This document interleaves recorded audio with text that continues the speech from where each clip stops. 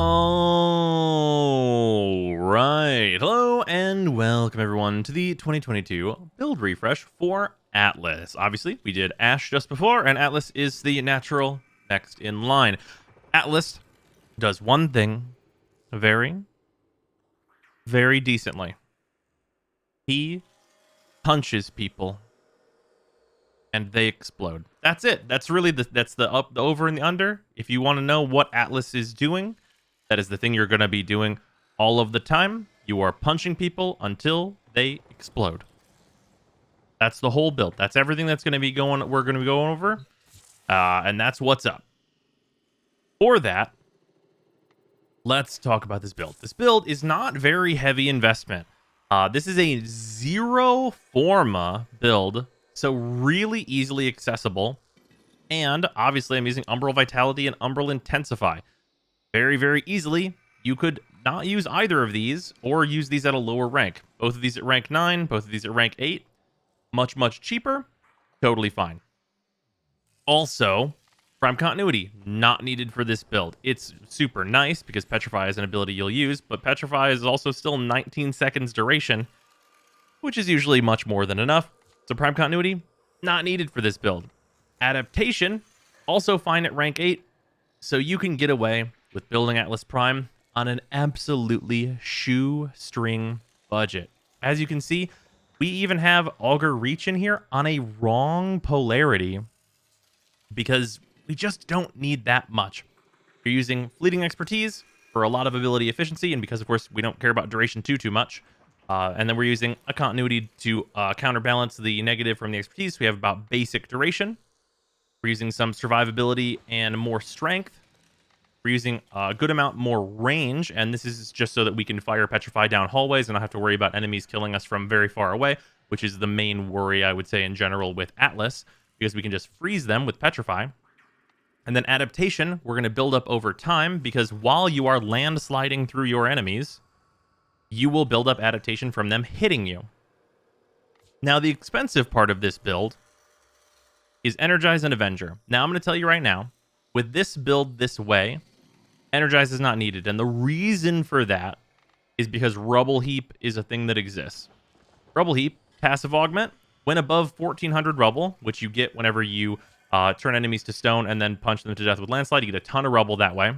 When you're above 1400 and your cap is 1500, Landslide costs no energy, does double damage, and travels twice as fast. And that travels twice as fast doesn't really matter, but everything else in there, pretty good.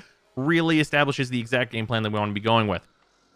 I will say, some people comfortable at just 130% efficiency. They don't even run Fleeting Expertise. You can drop Continuity and go with like the Augur Strength mod. There's a few different flexible things that you can do in here, and you can move stuff around the way that you like it. The main thing I would never ever remove though is Adaptation, because it's going to help keep you alive. Now, the other actually really expensive part of this that makes this just hilariously expensive to get a hold of is Arcane Avenger. Now, you do not need Arcane Avenger unless you want to see really, really high numbers. And the reason for that is on damaged, which works while you're punching dudes with your Landslide. 21% chance for plus 45% critical chance for 12 seconds. Now that plus 45% is flat. And the base critical chance of Landslide is 5. So, when Avenger goes off, you multiply your crit chance by 10, which it turns out is pretty good. The other stats of Landslide are pretty much just punch. There's no real crit, it's 5%. There's no real status, it's 5%. And it's pretty rough. But if you add in Avenger, suddenly this weapon can crit quite often and hit some hilariously high numbers. Just whatever millions, just throwing them out into crowds of enemies, because these punches also explode and they get larger as you go through the 1-2-3 combo punch from Atlas. So you can just punch into a group of enemies and then they all die. Of note, we have Subsumed Gloom here. Gloom has kind of a specific use on Atlas. It's not really so much for survival, though the lifesteal is nice. Because the size of aura that we have will end up slowing enemies around corners a lot. And whenever they enter the ring of slow, you're going to get a nice clump of enemies because they get, they gradually pile up as more enemies enter this AoE around corners and in tile sets. And the effect that that has is that you walk around a corner and then you punch like 30 guys that have stacked up, as opposed to one guy and then 20 feet and then one guy and then 20 feet and then one guy. So you'll end up with a lot more groups and a lot less punches to kill a bunch of guys because of Gloom in a ton of scenarios. Obviously, not super necessary, but it's a thing you can do. Otherwise, the ability that would usually be here, which is just Tectonics, this ability is useless. It's not good for anything. There's no real use for it. Don't bother. And then the Rumblers. The Rumblers also, there's no real use for them. They can maybe provide a minor distraction, and if you, for some reason, need an AoE around you petrify, they do that whenever you cast it. You can do it. I wouldn't suggest it, but you can do it. Mostly, the only two things you're going to be using is Landslide and Petrify. This is also a Warframe that has a stat stick. So, the stat stick that we are using, the stat stick of choice, is the Venka Prime. This gives us access to the highest multiplier possible for our punches, because the Venka Prime has a passive that gives it a higher combo count. And with that, this is the build. Now, worth noting, this is the only thing in the entire game that makes use of primed heavy trauma. So if you've ever looked at Baro-Katir's inventory and gone, why does that exist? This is the reason that exists. It's just this. It's the whole thing. Otherwise, in this build, we're using Prime Pressure Point, just a bunch of melee damage. We are using Blood Rush, because with that very high combo, we are going to get a good amount of crit, like a useful enough amount of crit from the Blood Rush, giving us critical chance, even off that small percentage, that this is going to be worth it. Otherwise, we are also using Corrosive, because Corrosive is just generally pretty good. The few procs that we get are going to be fairly impactful.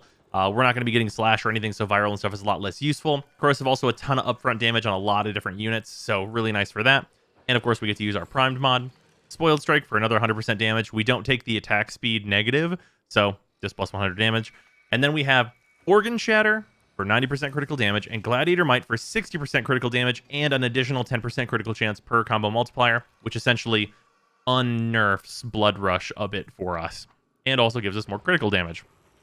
So we add a bunch of critical damage, and with that, if you do not have Arcane Avenger, just put some more elementals in here.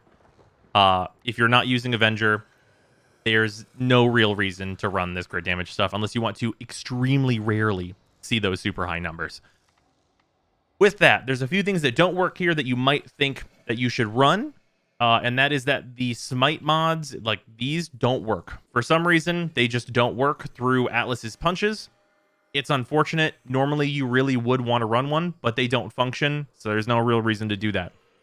Other than that, it's pretty much that you'd rather run elementals. After you're done running primed heavy trauma, this is all of like this mod is barely worth it. And you're really just going to want to run elementals if you're not doing goofy crit stuff. Also, condition overload doesn't work. Not that you'd probably want to use it anyway. So that's also actually a bit unfortunate, as you could theoretically use a primer with Atlas, but because that doesn't work, you can't. So that's sad as well. Hopefully that maybe someday changes, but for now, it doesn't work. Also, Reach doesn't work to make like your punching explosions bigger. That doesn't do anything, so don't bother with that either. Okay, with that, also, other thing of note, I'm using primary dexterity on this weapon here just to give me the extra 7.5 combo duration, just so I can keep my combo up over time. Otherwise, there's nothing really important on the Corinth Prime. I just like how it looks. The Kuvanu Core is a nice weapon. And then also, I've already done the test run that you'll see after this stuff that we're talking about here. In that, I fight Stalker, and I find out that Atlas can't target Stalker with Landslide, but he can target all the Acolytes. So, I killed him with the Kuvanu Core. I guess if you're thinking about the very rare occasion that Stalker is going to show up, you'd probably want to take a more impactful weapon like a Bubonico or a Trumna just to kill him instantly. But, by and large, I think that's not going to be a big deal. So let's punch these guys. It'll take moments. It's really not a big deal at all. You show up, you can freeze them, dispatch fry them all, and we just punch them. They've got 90% damage reduction until the acolytes, or not acolytes, the ancients die, but... And this is from no combo, so normally your damage is going to be much higher. Also, they're not shooting me to activate Avenger, so this is also much lower damage there as well. You'll see those very occasional crits.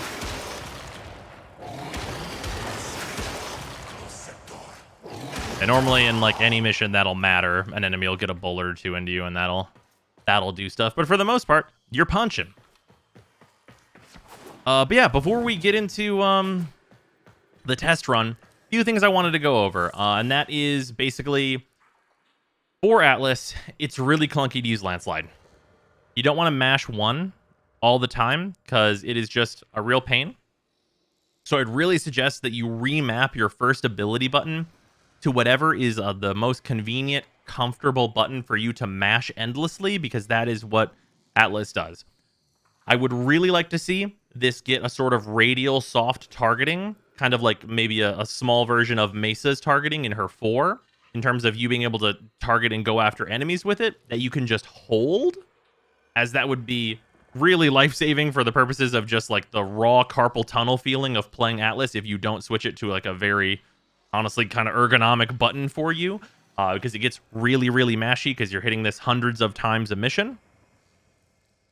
So hopefully Landslide changes to be a little more player-friendly in the future. Also, I'm just going to talk about like the basic stuff that I talked about for a long time that I'd like to see on Atlas that would improve him. The tectonics, I would really love to see get a synergy between you put the tectonic wall up and then you punch it with Landslide to create a large AoE in front of you that does your punch damage to all those enemies. That would be cool. And then also, thing I've also said for a long time, though we probably won't get it because the rumbled augment exists, which is terrible, is being able to punch the rumblers in order to wear them like armor, as that would give some much needed survivability to Atlas whenever he is not exclusively using Landslide where he's invincible, because it can be a little difficult to be without a shield, especially whenever you get deeper into some of these endless runs, if you don't have max adaptation plus both the umbral mods keeping you pretty healthy. And even later on, you're still just going to die if you're not landsliding into these enemies. So yeah, that's pretty much what's up with Atlas. He punches them. That's all there is to it. Enjoy 10 minutes or so of me punching things and me just putting a few acolytes in the dirt, because Atlas is actually quite good at that particular task. I will see you guys tomorrow. Goodbye.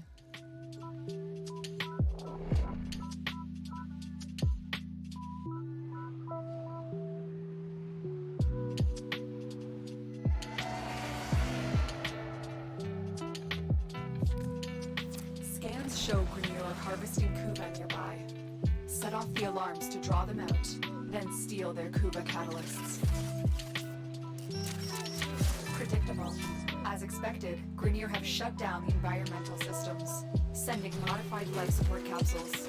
Use these to sustain your environment or attach Kuba catalysts to begin harvesting.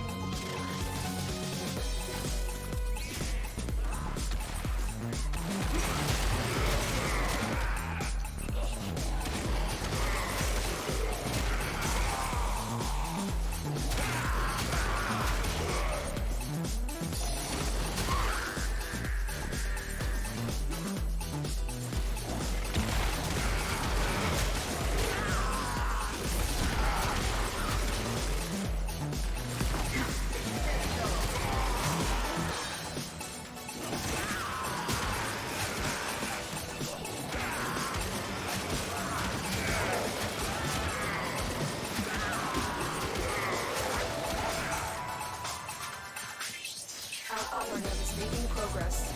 This will help our cause. Extraction is available if you need it.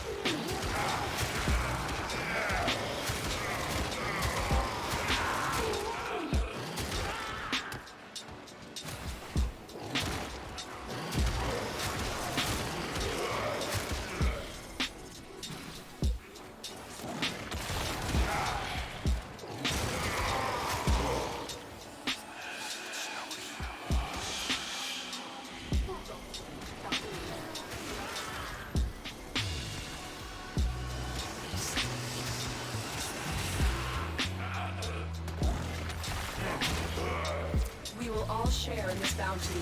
Hold out as long as you can.